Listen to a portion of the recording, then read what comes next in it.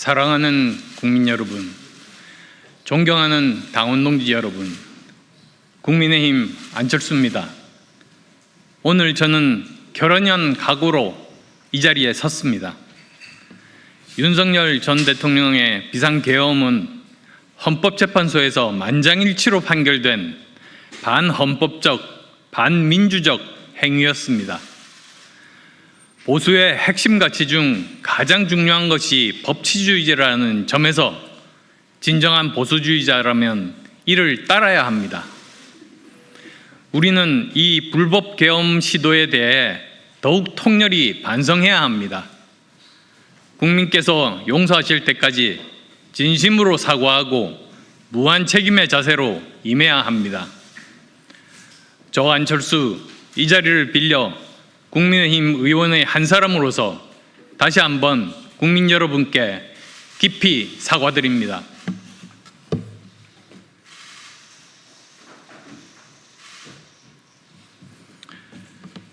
하지만 분명히 말씀드립니다.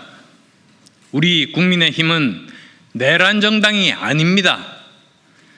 저 안철수는 누구보다 단호하게 불법 계엄에 반대해 왔습니다. 그리고 저와 뜻을 함께하며 헌정 질서를 지켜온 많은 동지들이 우리 당 안에 존재합니다. 그럼에도 민주당은 국민의힘 전체를 내란 정당으로 낙인 찍고 있습니다. 이에 저는 묻습니다.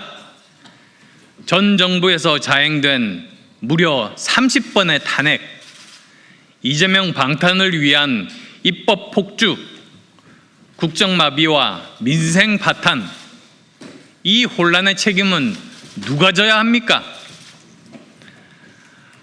헌법재판소조차 윤석열 전 대통령의 파면을 결정하면서 민주당이 국민을 외면하고 이재명 개인만을 위한 정치를 해왔다고 지적했지 않습니까?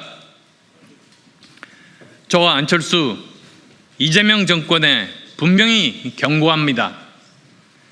죄가 있다면 누구든 예외 없이 법 앞에서 심판받아야 합니다. 그러나 야당 탄압으로 자행되는 정치보복에는 결코 굴하지 않겠습니다.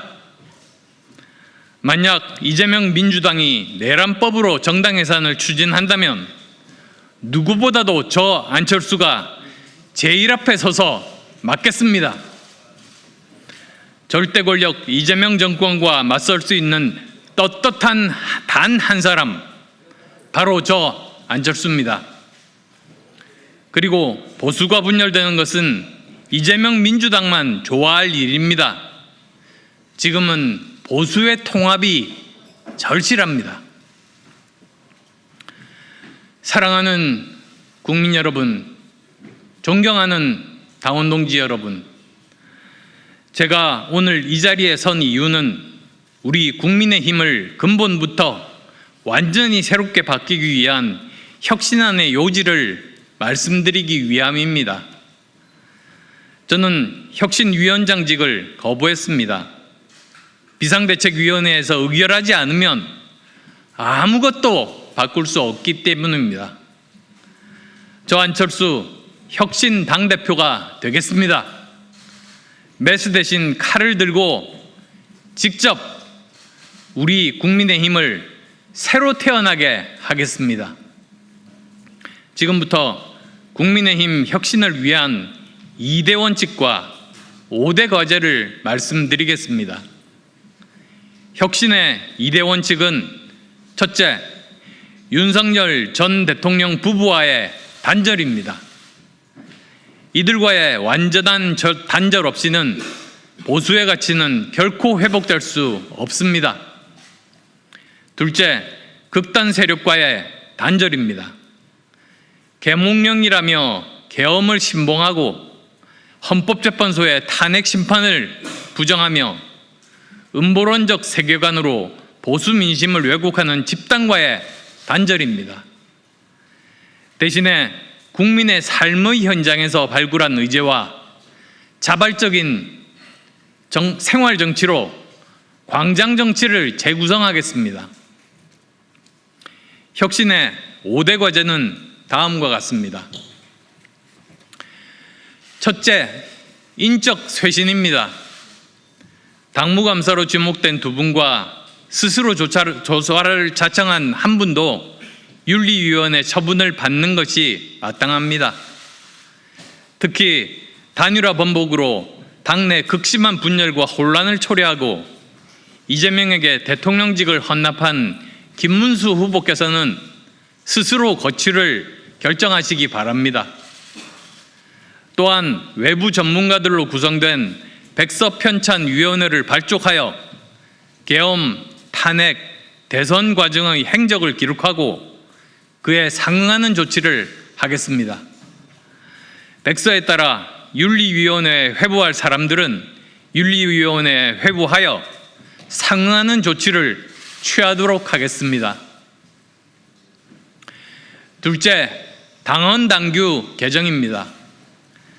먼저 윤 대통령이 수평적이고 상호보완적이던 당정관계가 아니라 당을 정부의 부하로 바꾸기 위해 개정했던 당헌당규 부분을 모두 원래대로 복구해야 합니다. 당대표 선출 관련 규정도 예비경선은 100% 국민 여론조사로 4인 경선은 현재의 당원 8대 국민 2 규정을 당원 5대 국민 5로 바꾸겠습니다. 그리고 광역단체장 후보는 부정확한 여론조사 대신에 미국의 코커스처럼 당원 100%로 선출하는 것을 검토하겠습니다. 아울러 최고위원이라는 낡고 권위주의적인 명칭을 부대표로 변경하고 최고위원 회의를 당대표단 회의로 변경하겠습니다. 셋째, 원외 당협의 강화입니다. 원외 당협위원장 대표단을 구성하고 원외 대표를 당연직 최고위원, 명칭 변경 후에는 부대표로 모시겠습니다. 당의 주요한 안건은 전체 당협위원장이 참여하는 당원총회를 개최해서 처리하겠습니다. 넷째, 인재 강화입니다. 강화할 인재군으로는 청년, 기업가 출신, 당직자 및 보좌관 출신으로 중점을 두겠습니다. 먼저 내년 지방선거에서 청년 공천을 획기적으로 확대하겠습니다. 현행 10%에서 30%로 올리겠습니다. 선진국 수준으로 기업가 출신의 영입 확대 추진하겠습니다. 또한 당직자와 보좌진 중 뜻이 있는 사람들을 지방선거부터 적극적으로 공천하도록 하겠습니다.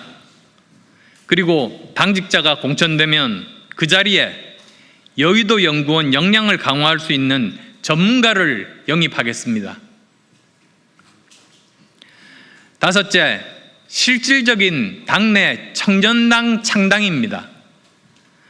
청년당은 지금까지 시혜적 보조적으로만 운영되어 유야무야한 존재였습니다.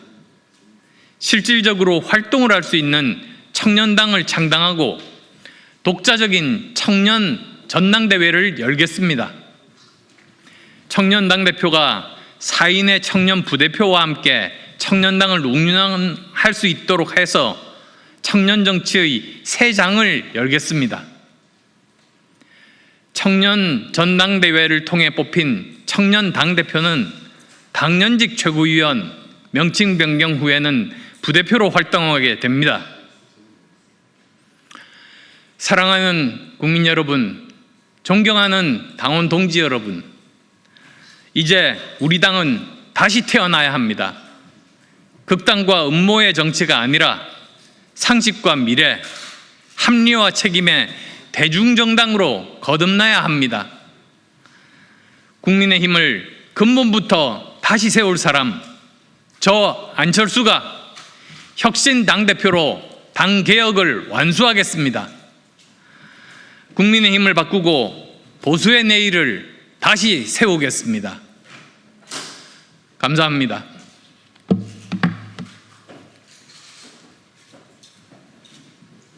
예, 수고하셨습니다.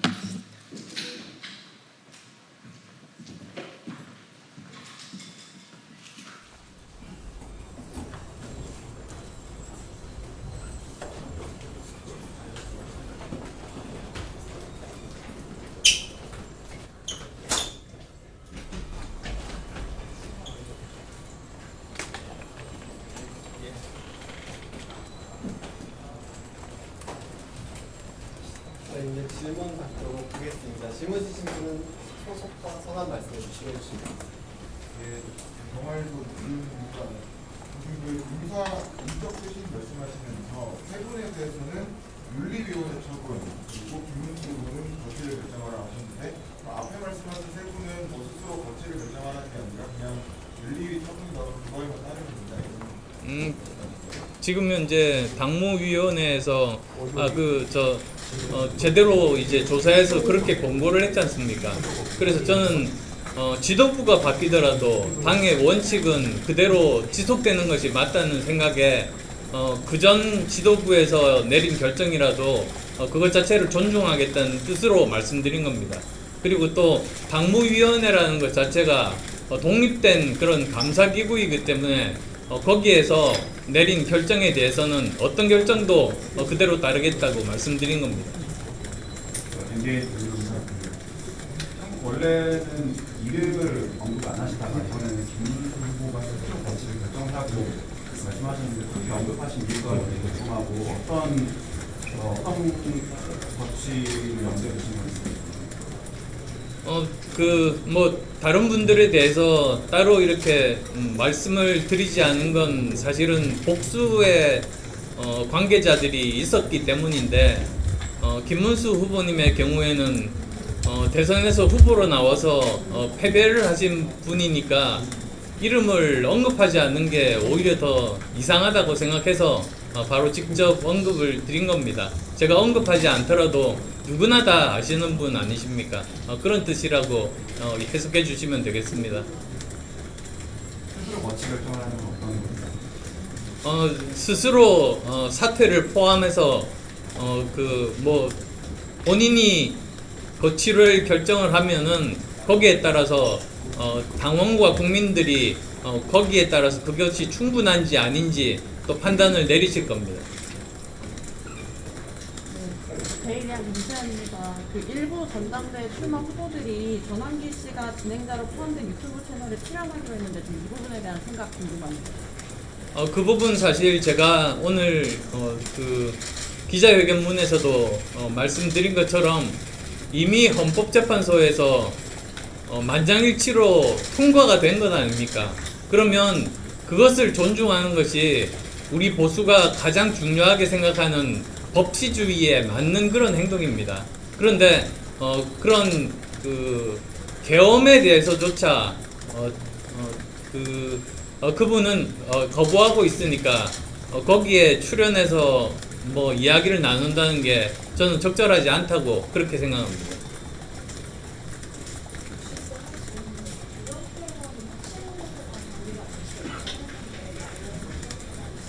예, 여러 번 말씀드렸습니다만 혁신 후보라고 이제 불리는 분들은 기본적으로 보면 우리 당이 바뀌어야 된다. 그리고 또 더 근본적으로는 이런 계엄과 탄핵에 대해서 국민께 사과해야 된다. 그런 입장들을 공통적으로 가지고 있습니다. 단지 이제 그 혁신의 방법론들은 사람들마다 생각이 조금씩은 다르니까 다를 수밖에 없죠. 그래서 저는 지금 현재 아직 그 후보 등록이 되지도 않은 상황에서 서로 단일화 논의를 하는 것보다 오히려 후보에 등록하고 여러 가지 혁신의 목소리를 여러 사람이 거기에 후보로 등록한다면 다양하게 낼 수 있지 않습니까? 그것이 혁신에 더 도움이 된다. 저는 그렇게 생각합니다. 그리고 결국은 결선 투표가 있게 되면 결국은 거기에서 그 당원과 국민들에게 더 다가오는 혁신안을 낸 후보가 그쪽으로 자연스럽게 후보 단일화가 유권자에 의해서 될 수 있다. 이렇게 믿습니다. JTBC 민주입니다. 그 당 관련해서 홍준표 시장 등등해서 신천지 개입설 나오고 있는데요. 이 부분에 대해서 좀 어떻게 보고 있는지 궁금하고 혹시 이것과 관련해서 후보님께서 말하신 인적 쇄신의 대상이 좀 확장될 가능성도 있는지. 예, 그러니까 우선 뭐 저기 홍준표 전 대표는 지금 무기당 소속이 아니니까 우리가 지금 현재 외부로 시선을 돌릴 만한 그런 여유는 전혀 없습니다. 그런데 이제 당내에서 어떤 종교 세력들이 이렇게 모여 있으면서 당의 선거 결과를 좌지우지할 수 있다, 이런 그 논란들이 지금 생기고 있지 않습니까? 뭐 그런 부분들에 대해서도 적절하게 그것을 제대로 조사를 해서 사실관계를 파악하는 게 우선이라고 봅니다. 그래서 그런 부분들에 대해서 또 문제가 되는 것이 이런 이중당적 문제, 그건 사실은 그 법률을 위반하는 것이거든요. 이런 문제들, 그런 것들도 다음에 이번에 뽑힐 당대표가 제대로 조사해서 적절하게 조치를 취할 그런 부분들이라고 생각합니다. 네, 양태입니다. 국민의힘 의원을 상대로 특검 수사 계속되고 있는데요. 만약에 당대표 되시면 다른 의원들의 특검 수사나 압수수색이 어떻게 대응할 수 있습니까? 예, 저 특검 수사 관련해서는 가장 중요한 원칙은 이 170일이라는 기간을 연장하지 않게 하는 게 제1의 목표로 저는 삼고 싶습니다. 왜 그러냐면 지금 현재 보면 120명 특검이라는 뭐 사상 최대 수준에 해당되는 특검과 뭐 그 수사관까지 합하면 500명이 넘는다고 들었습니다. 그 다음에 또 170일이라는 또 사상 최장 기간에 해당되는 그런 기간을 가지고 있습니다. 그런데 이게 만약에 연장이 된다고 하면은 바로 내년 지방선거와 겹치기 때문에 아주 심대한 타격을 받을 수 있습니다. 그래서 그러지 않기 위해서는 어떻게 우리 당이 해야 되는가, 투트랙으로 접근해야 된다고 봅니다. 이것이 정말로 수사를 위한 것이라고 누구나 다 인정할 수 있을 만한 것에 대해서는 적극적으로 협조하는 겁니다. 그것도 우리가 방해를 하면 오히려 특검을 연장할 빌미를 주게 되죠. 국민의힘에서 특검 수사를 방해해서 연장할 수밖에 없다, 이런 말은 절대로 듣지 말아야 됩니다. 반면에 또 누가 보더라도 이거는 정치 탄압이다, 이렇게 보는 수사도 저는 있을 수 있다고 보는데, 거기에 대해서는 당대표로 제가 뽑힌다면 저를 위시해서 일치 단결해서 그것은 반드시 막겠다는 그런 말씀 드리겠습니다. 네, 저 MBC의 이규현입니다. 내란 정당이 아니라고 하시면서 의원님께서 이제 불법 기업에 반대해왔다는 걸 근거로 말씀해 주셨는데, 뭐 계엄 해제 표결에 참여하지 않은 의원들의 수나, 한남동 관저에 달려갔던 의원들의 수나, 그리고 탄핵을 갖다가 당론으로 반대했던 것들을 보면 그렇게 또 비춰질 수도 있을 것 같거든요. 의원님도 어떻게 생각하시는지 말씀 듣고 싶습니다. 우리나라 전체를 보면 이제 우리 당을 지지하시는 분도 계시고 또 민주당을 지지하는 분도 계시지 않습니까?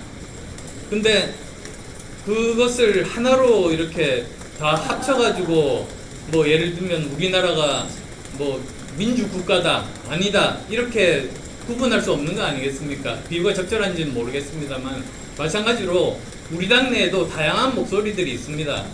그래서 이것을 그냥 우리 당의 어떤 일부에 해당되는 분들이 그런 탄핵에 찬성하고 계엄에 찬성하고 탄핵에 반대한다고 해서 우리 당 전체가 그런 건 아닙니다.